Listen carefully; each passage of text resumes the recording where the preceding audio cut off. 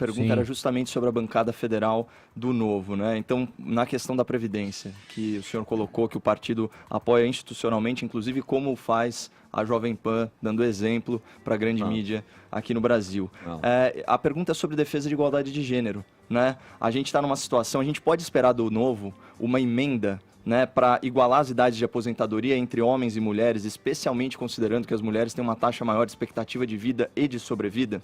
Caio, isso foi inclusive uma bandeira que durante a campanha eu defendi, que a gente devia ter a mesma idade, até porque na grande maioria dos países a idade é a mesma para aposentadoria, né?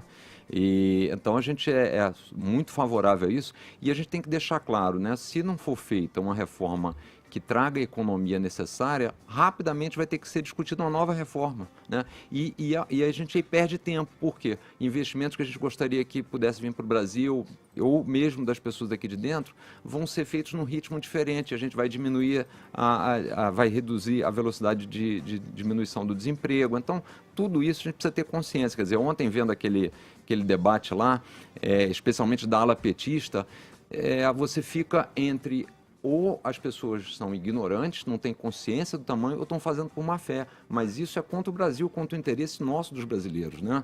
Então, é muito importante ter consciência de que a Previdência hoje, além de ser insustentável, é extremamente injusta. Amoedo, e que ponto você acha que a oposição deveria recuar para estar ali junto da Previdência? Que você acha que são pontos em que está havendo resistência exatamente por só ser oposição e não a favor do Brasil?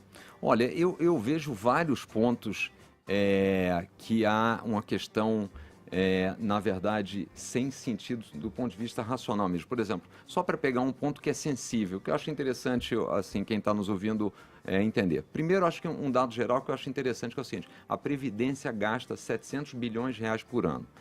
3% desse dinheiro vai para os 20% mais pobres e 41% vai para os 20% mais ricos. Então, já tem alguma coisa errada.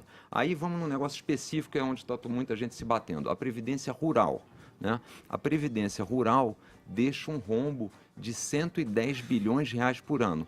Isso porque ela atende a 9 milhões de aposentados. Só para a gente ter uma referência, o Bolsa Família, que custa, em números redondos, 30 bilhões, atende a 46 milhões de pessoas. Então, seria mais ou menos a mesma coisa que você dissesse o seguinte: ó, eu tenho aqui 100 para dividir.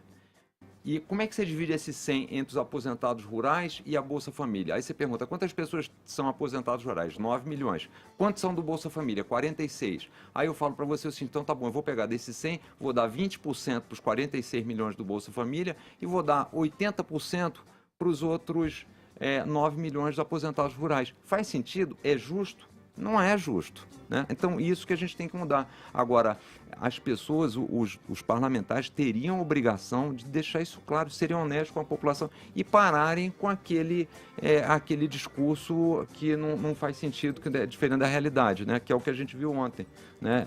E assim, eu acho legal o que vocês têm feito aqui, porque nem toda a imprensa está assumindo esse papel, que deveria assumir para a gente, se a gente quer morar numa nação que tem educação de qualidade, que tem uma segurança que funcione, tem que passar por reforma da Previdência. Amoedo, agora você falou da questão política, né? Ali da vontade política para que isso aconteça. Em que pontos você acha, digamos que essa reforma chegasse à conclusão de que é bom que ela aconteça paulatinamente, ou não na sua totalidade agora, para que você tenha, primeiramente, um entendimento e a contemplação de quem também acha que vai ser prejudicado nessa divisão, nessa fatia toda aí. O que você acha que poderia ser feito, inclusive, tendo em conta que o próprio Paulo Guedes já tem a ciência, na fala, pelo menos, do presidente Bolsonaro de ontem, que algumas adequações vão ter que ser feitas aí. Quais seriam essas adequações, na tua visão, para que vou dizer, os menos privilegiados lá, os que não são categoria organizada, não se sentissem prejudicados e não fossem ainda mais lesados nesse acerto de contas que o Brasil tem que fazer?